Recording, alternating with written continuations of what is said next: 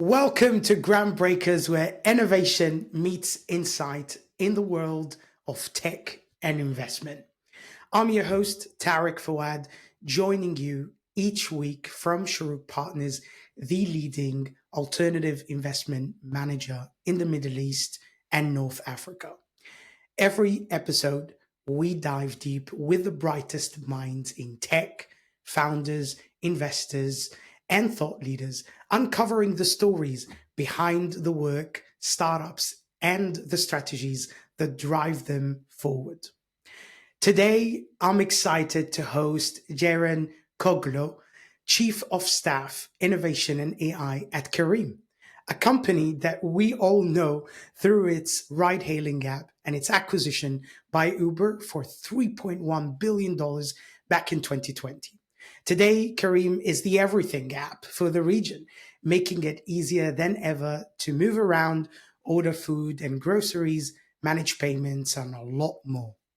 My guest today comes with over 10 years of strategic consulting experience at McKinsey and Company. She has pioneered initiatives that merge cutting-edge technology with meaningful societal change.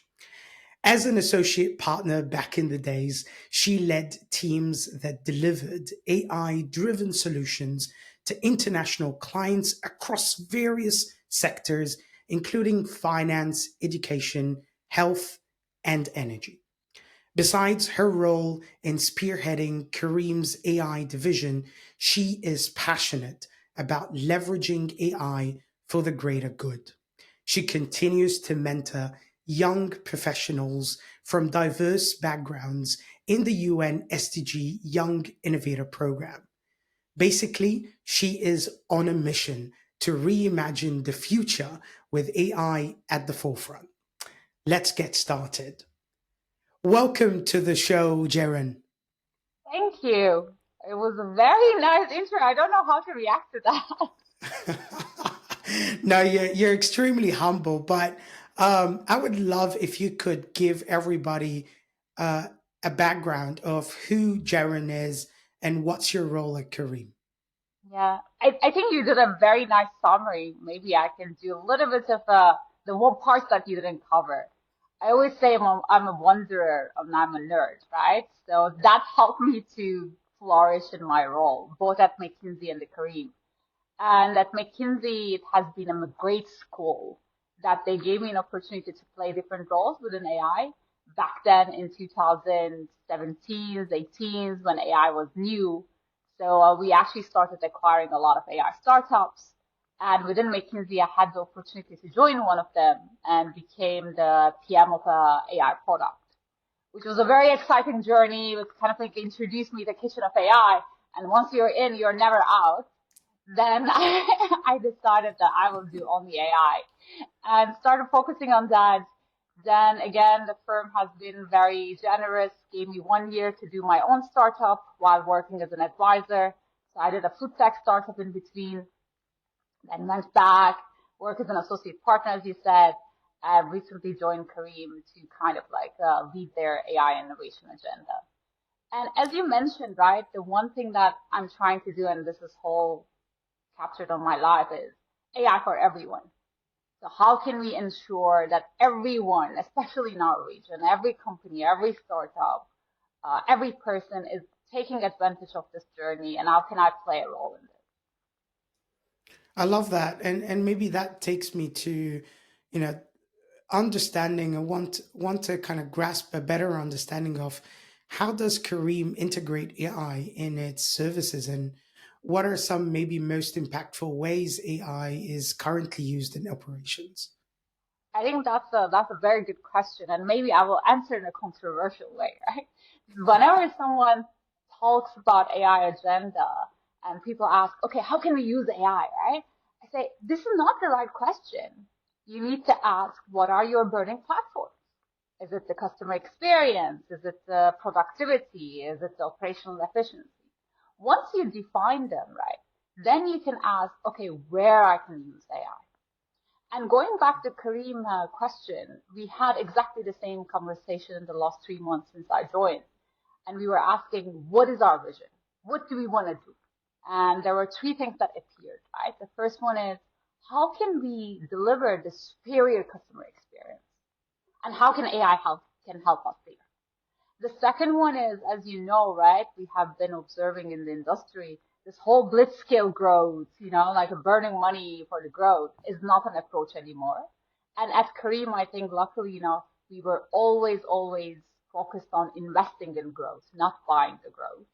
Now there is further push of how we can make it even more sustainable.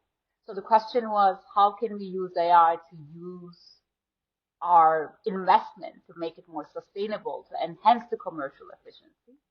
And finally, as you know, right, the world is going through a whole productivity era. So like, as you mentioned, right, even this episode, you will probably use AI to edit it, to enhance it. When I'm sending my headshot to you, I will use GPT to enhance it. So it's part of our daily lives, right? The question becomes, how can we make everyone within our organization AI savvy?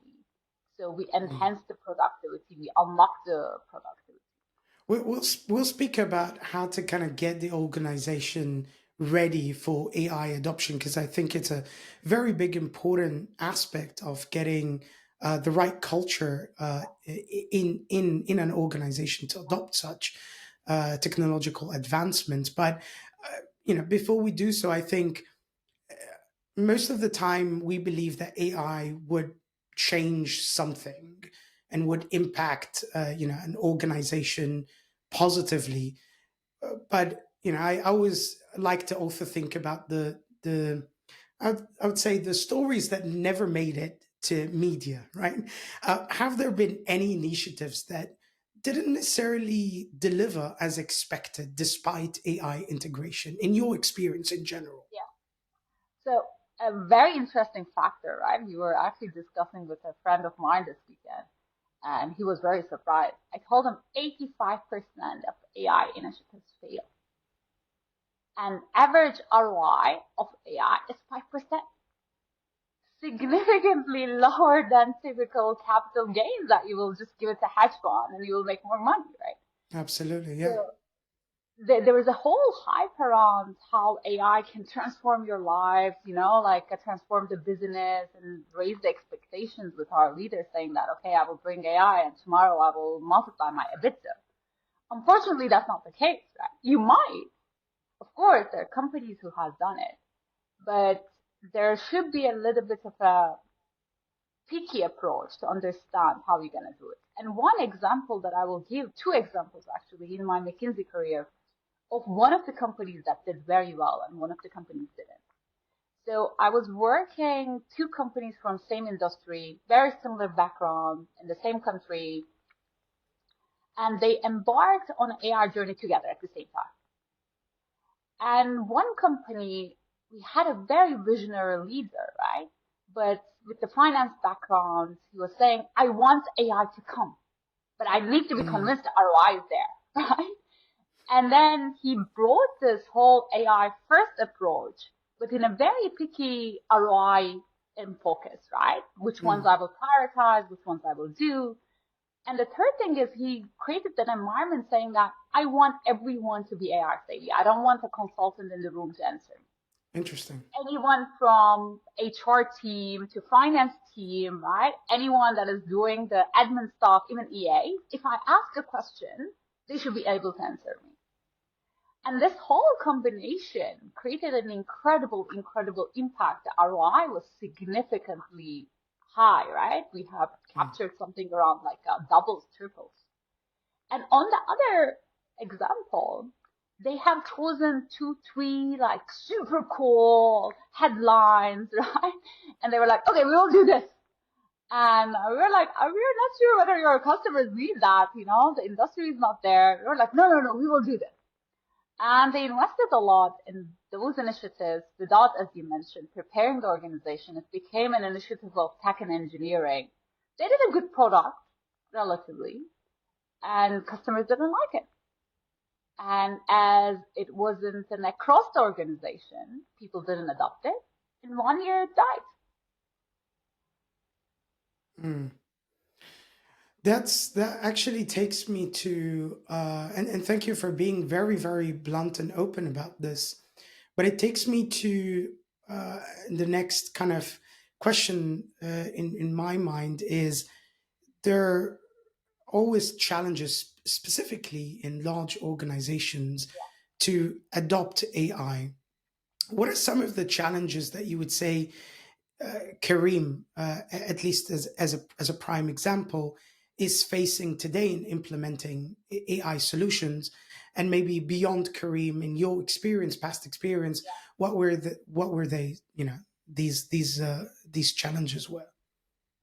I think this is a fantastic question. And recently there was a Goldman Sachs article. It was Oh, I showing read that, that. yeah, That was very good. yes. And it was showing okay, the investment impact is there, but actually the actual impact on the business is not there, right? It was talking how adoption is still low, businesses couldn't capture the productivity. So for sure, the technology is there, but we haven't seen the real impact on the businesses. And I think I can give some examples on the Careem and also wider experiences. One thing that we usually miss out, especially in the organizations like Careem, right? When you kind of like grow so fast, all the startups apply to that. It requires a little bit of kind of like a revisiting your vision in terms of AI, right? What do you really want to do? What does that vision entail? Which use cases you should do? Why you should do them? Which one you will prioritize? Which one you will deprioritize? It looks like a little bit of a consulting work because at startup we Mm, want to do a hacky way, but yeah, that's the homework we need to do, right? We need to ensure everyone in our organization, especially at executive level, understands what is our vision, why we are doing that, and which use mm, cases we will do, and what is the potential impact that we are foreseeing from that. So one thing that once you click it, and I think we did a great job at Careem, we did our 2024-25 strategy. We know which use cases we will do. We established mm, actually an ROI engine that we will use to assess how performance is going, and then we can revisit some of our decisions accordingly. But that's interesting. one of the challenges that you will have, right? Like creating that first division and the second engine to monitor how things are going. And It's I think, such a pragmatic way of looking at it, right?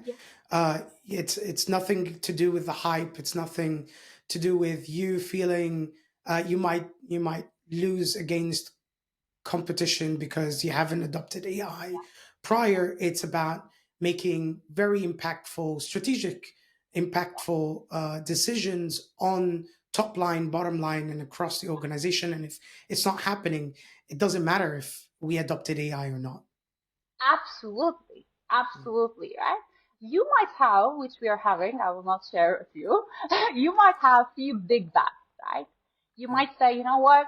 This is the technology that I feel like it will pick up. Okay, this is my bet.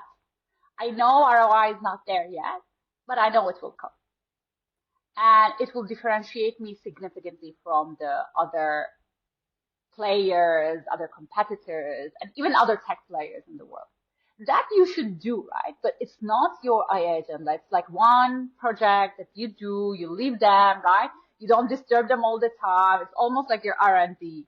But for the rest, as you mentioned, you need to have a mm. pragmatic approach. Otherwise, you will not see the impact. Yeah, and you reminded me with you were talking about getting your executive team and C-suite ready to understand what it's all about and why should we adopt it. It reminded me of this video where Simon Sinek was um, kind of talking about how do you create organizational change, and he was saying that most companies try to go after the majority of the company and get the majority of the team across, but real organizational change only occurs when you focus at the 5%, the executive team, and then that trickles down to the rest. But if that doesn't change and doesn't adopt, things don't necessarily change. So quite a good reminder that change always starts at the top. Just like uh, just like fish rots from the head, it also positive change also is impacted right from the top. So let me follow up with a question, and we're in the we're a regulated firm, so data privacy and user trust is at the forefront of everything that we do as an investment firm. And I bet for organizations like Careem, where you serve millions of people across the world, it is an issue, right? So with AI out there, kind of getting all the data, you need tons of data to be able to do all sorts of algorithmic work and drive bottom line. How do you address, at least top of your mind, how do you address issues related to data privacy and user trust? I think this is an absolutely very important point, and I feel like all of us, right? We just started working on those, unfortunately. Luckily enough, I think at Careem we have a very clear split of the roles and responsibilities. So we have an amazing legal and the cybersecurity team, Daniela and Sujit. If they are hearing me, sometimes they bother me a lot. I'm like, please, guys, no. So you have the right balances. You need to put people, right, whose objective is not to deliver this.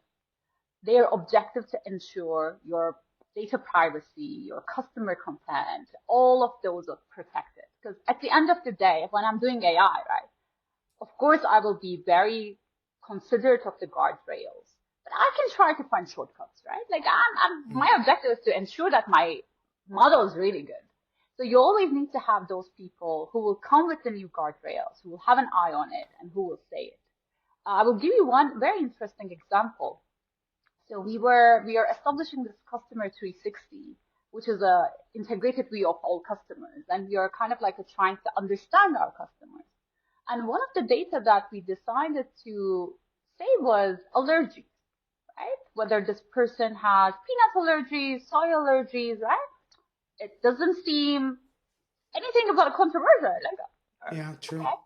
And our legal team provided a feedback saying that no, this might be considered a medical history, and you might need to use different data masking methodologies to make sure that you're protecting the medical history of those people.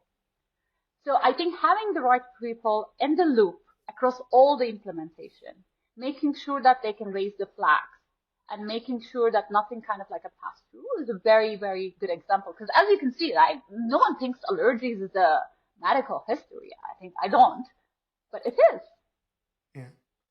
Yeah, and that actually takes me back to something that you started off saying, how at the AI division at Kareem, one of the most important objectives that you're trying to hit is how do we deliver exceptional customer experience and delight our experiences at Kareem. Um, and I want to kind of dive deeper into how does it today, transform customer experience at Kareem.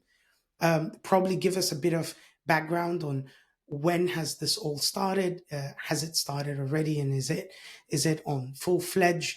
And if you can provide some kind of examples on how directly it improved it overall. Yeah. So maybe I can give some like references to my entrepreneurial journey, and I think it connects nicely. So at some point of my life, I want to do a dating app. It was Interesting. around in 2019, 2020. I want to do something different, and we did a market research. And once we did a market research to understand, because I have been in out of dating business, I don't know anything, right? We had a conversation with people who are there, and they told us three things, right? They were like, like this whole like he's sending me same message or she's sending me same message with every other girl doesn't work. He needs to remember what I told him. He needs to remember what I like, blah, blah, blah. I was like, okay, hyper-personalization, go for it. The second one was, I don't want maintenance, high maintenance. I have enough hassle in my life. I don't want more hassle. Okay, fine. And the third thing was, I want excitement. I want this to be cool. I want this to be interesting. Mm. And very interestingly, when you look at the kind of like overall journey of customer, this applies to every experience they have. They want hyper personalization. They want no hassle, and they want this coolness. And Yeah. unfortunately, they're not that loyal, right? If you are wasting their time, good luck, right? Having the second date. Even if you had third, fourth, fifth date, it doesn't give you the guarantee that you will get married. Mm, sure. So the whole dating metaphor is incredibly powerful if you think about experience of the people with the app, right? So the first Mm, thing that you want to try to do, very similar to dating life, is you want to get the second date. So once them try us, I really, really want them to have the second date with me. So in order to do that, what we do is we are trying to use a lot of hyper personalization. We started that journey. Some of them I think hopefully you're seeing on your recommendation, on your frequent orders, right? So it changes significantly from one person to another. So he or she feels like, okay, this is app designed for me. The second got it. one is we are trying to introduce a lot of nudges, hopefully you're seeing on your app, that will make your routine activities very easy, right? So I don't have to go through and trying to find what I ordered during the lunch, right? It will know. Or what do I usually go on my Saturdays to drop my kid? It will know. So this whole hassle is going down. The third one is you will hear soon. We are working on it. I think hopefully, fingers crossed. It's coming in July. Something very fancy. Something like, oh, this is super cool type of environment that is coming. Exciting. And we are seeing uplifts, right? We are seeing our customers are reacting to that. Let it be like personalization of search, personalization of experiences.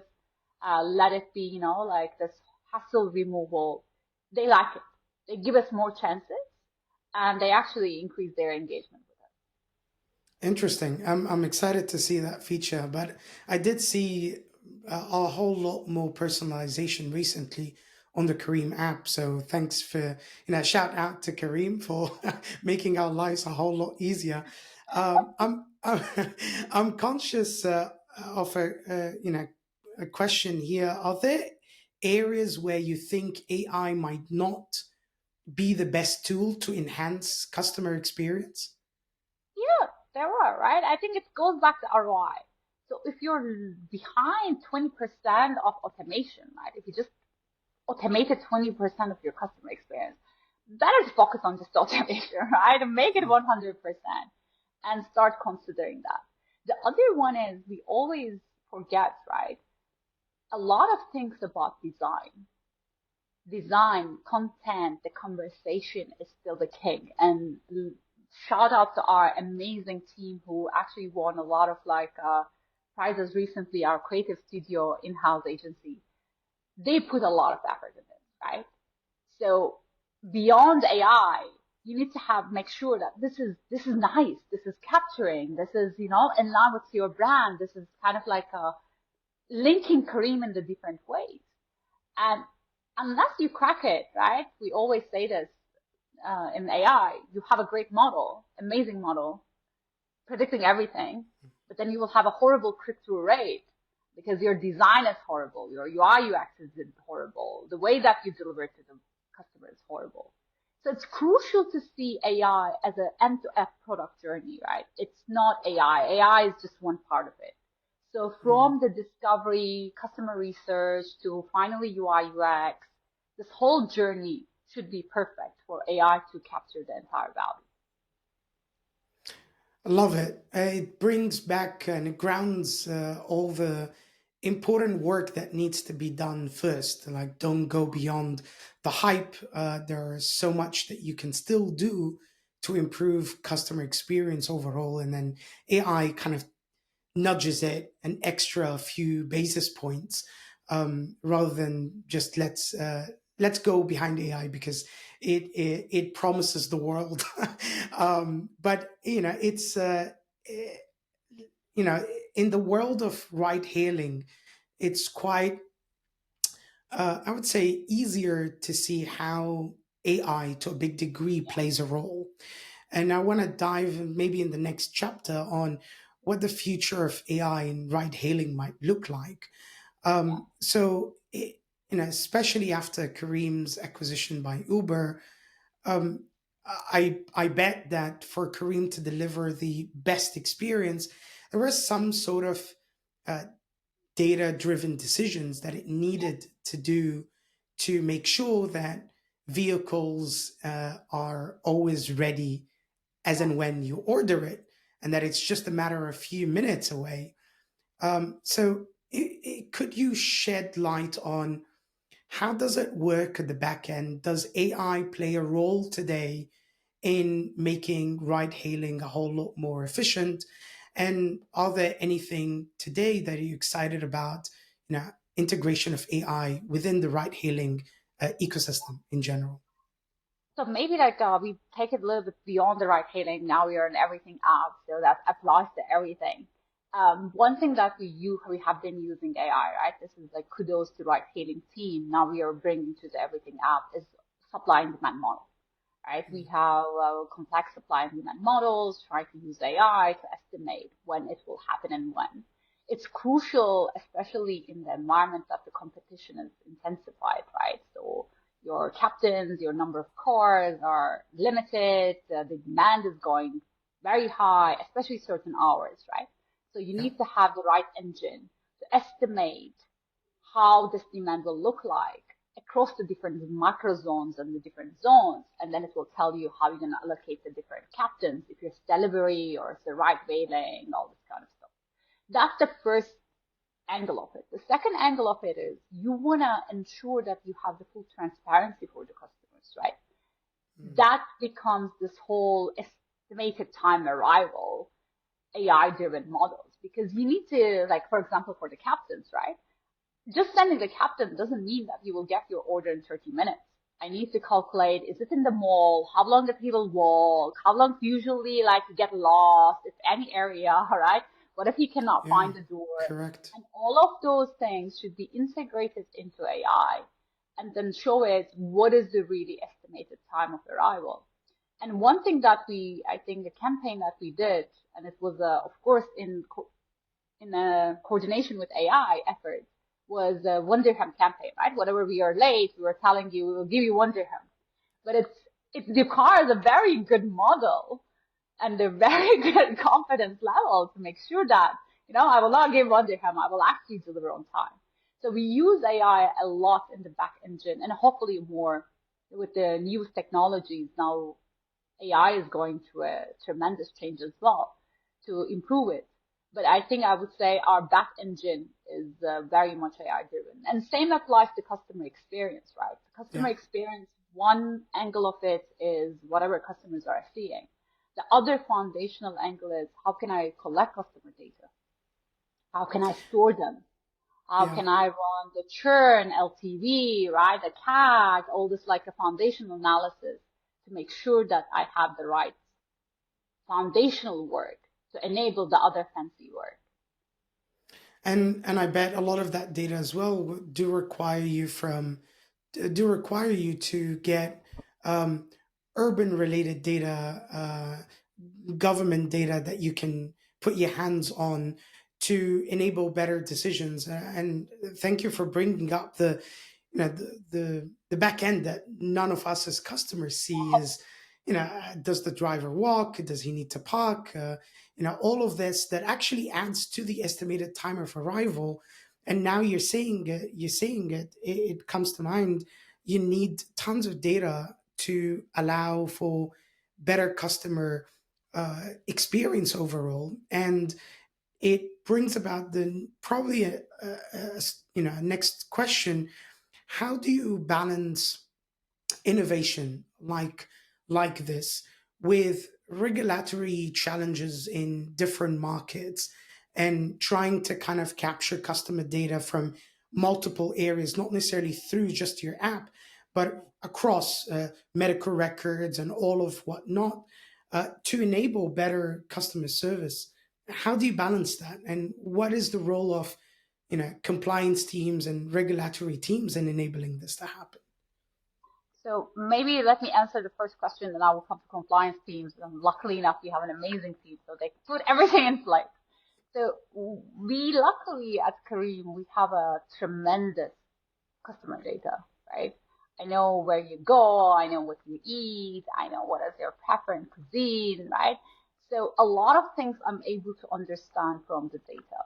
On top of it, like many startups, what we do is the kind of like a little bit of a qualitative journey of the customers, right? Understand them through the surveys, understand them through the assessments, understand what goes wrong, what doesn't go wrong, look at our care data, right, to see their complaints. So combination of those usually give a very solid foundation for us to start. And then ideally what we try to do is we try to enrich it with the external data. Let it be kind of like a market research data that will give us like who are the competitors in different zones, what is the distribution of demographics, as you said, the government data. We use a lot of like statistical office data to see the demographics, to see the kind of like split of genders, split of like economic backgrounds, right? It gives you a very, very solid idea. But we do not use a lot of like customer level data mapping yet, right? Because to be honest, we already have a good data. As you know, like we embarked on a journey with our aunt. They invested, they became a leader investor. I think with their help, they know this very well as a telecom player, right? They are the kind of like the telecom players are the owners of data. So we will be hopefully understand that journey better and then see how it goes. From a compliance and regulatory perspective, as I mentioned earlier, allergy example, we have a great team, a very solid team that has been doing this across multiple areas with a very specific background in this area, right? So we have very strict guardrails, and those guardrails usually reflected on our own data warehouse, data platform, right? So I will not be able to, for example, put PII data, any private information, without data masking to my platform. It will not allow me in the first place, right? So I think what we try to do is we try to integrate all those regulations to our daily work, how we work with the data, how we create the models. So there's no kind of like an open question, right? And then the second one is our compliance team is very future looking. So even the regulations are not there, they actually very proactive saying that, guys, I think this is coming. Let's be ready. Let's start already using data masking. Let's do this kind of approaches. So we are very much on top of that, and kudos to our regulation and compliance team from here. Love it. Love it. Thank you, Jeren. I want to ask a question, and feel free to dodge if needed. But has there been doubts internally about the feasibility of some of the AI projects that you've been leading? Yeah, of course. I don't know what I can say this publicly, but of course, right? Like, I think there was a question mark about the speed. They're like, okay, like I would have done like so many things, especially if you're coming from a commercial background, right? You're like, I could have done marketing, and then it would have been brought me new users. You're still talking about iterative modeling. I don't see anything. So speed is one issue. The financial cost, especially for some projects, is very high, right? As we mentioned. So ROI in the initial journey will not look that attractive. And the minute that you put ROI in the picture, people will say, oh, are we sure of this? Like, I'm not sure, right? And the third one is, I think it's a fair feedback. I heard it a lot from our one of our leaders. Like, I don't see anything. Right? I hear all this kind of like hype. I see good things. But I'm not able to touch it, right? And these are all valid points, but a couple of things to consider here. This is a long journey, right? It will not give you, in certain areas it will, but in most of the areas, it will not give you overnight, oh my God, amazing results, right? And usually it's driven by the fact that if your data is garbage, your AI is garbage. And Magnus, our co-founder, I really like it. He says, unfortunately, plumbing is required. You need plumbers. And then there is a lot of like this plumbing period that makes people frustrated until you started to get AI impact. And the second one is this is an iterative process, right? Look at even the leading True. companies, OpenAI. How long it took for them to introduce the next version? And Mm. okay, it's great, but it's not like significantly another level, right? It's amazing, but it took them really long, right? And these are companies that doing AI for a living. So it takes some time to learn, to iterate, to kind of like a come to level. So it's a different level of patience that needs to have that, right? And the third one is iterative culture. So in the AI, you need to be super quick and you need to be super iterative, right? So that culture usually doesn't come by default. Let me give you an example, right? You're creating a model of ETA, let's say this, okay? So in Mm. AI world, you will use different data models. You need to test them.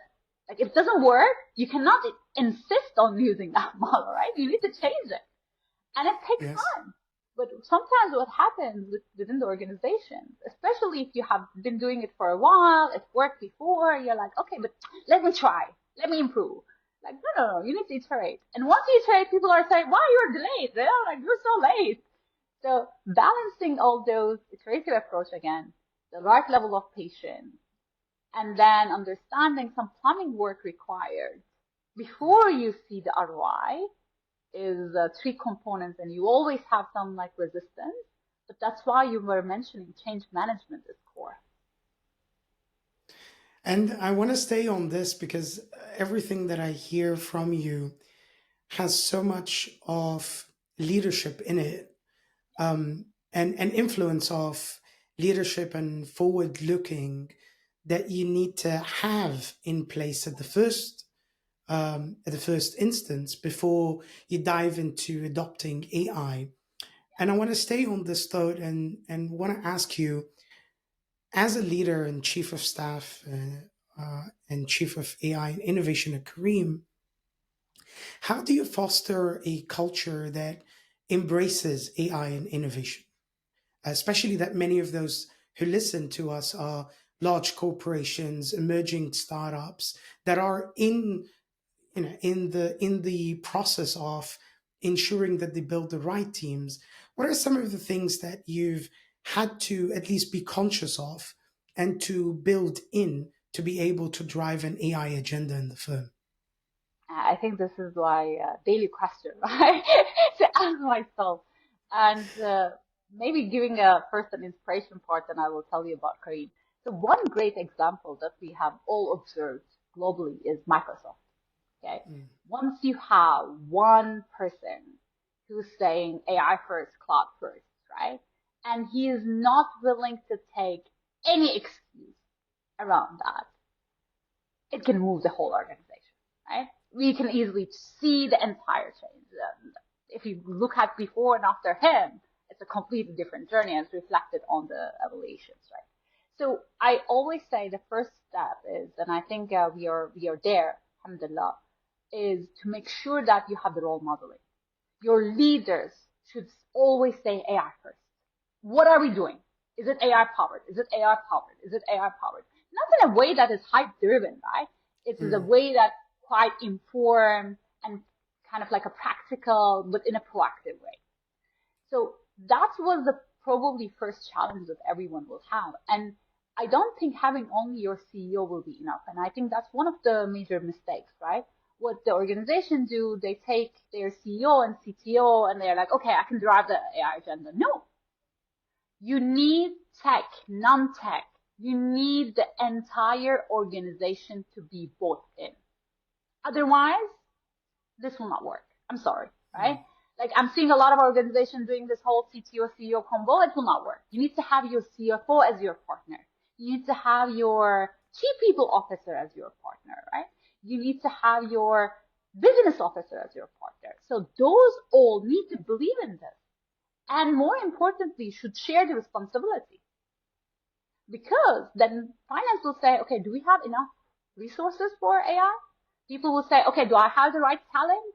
Business will say, actually, do my people have the KPIs that will enforce them to ensure this AI goes successfully? Otherwise, it just becomes a nice tool and CTO, whatever. But you're Yeah. not a B2B company selling tech. If you're doing it, it's fine. But if not, then there's a big issue. Here you go, everyone. You've heard it from the chief of staff, AI and innovation. You need an entire village within the organization to adopt AI and to stay up to date. So it's a great uh, block time here to let everybody who's listening this and who is looking at the recording, please do put your questions in the comments section of your favorite social platform. We'll make sure to answer them, or at least connect you with Jeren to actually answer them for you. And that takes me to kind of the next chapter in this conversation with you, Jeren. As you build that culture, I bet not everybody is ready from a technological or training perspective to adopt AI.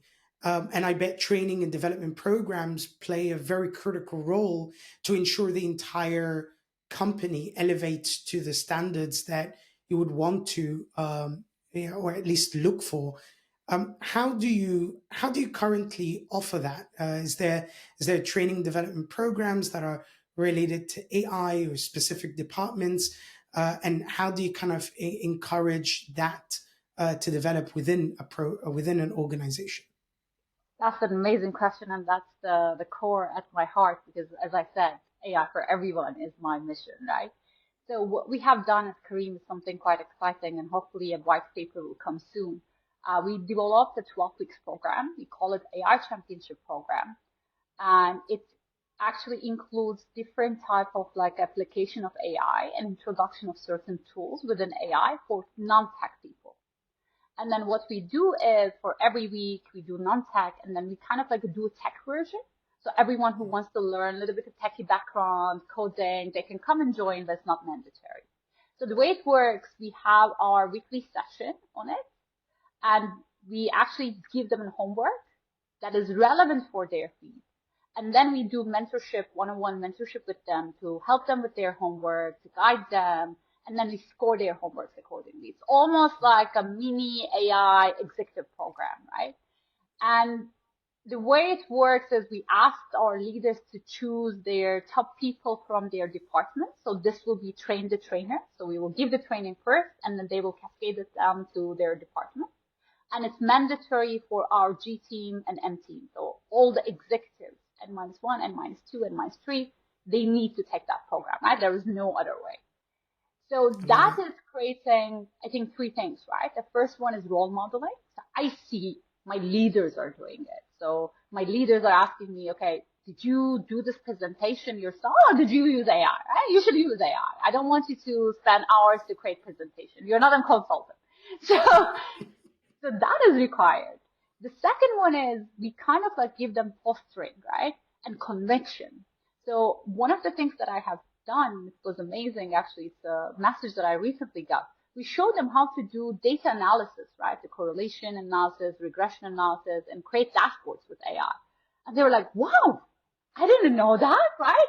And everyone uses it in their daily life. If you think about from ops to people, from finance to legal. So once they see it, they're like, okay, I will use it. And they have Mm, the tools and the support that is enabling them to use it.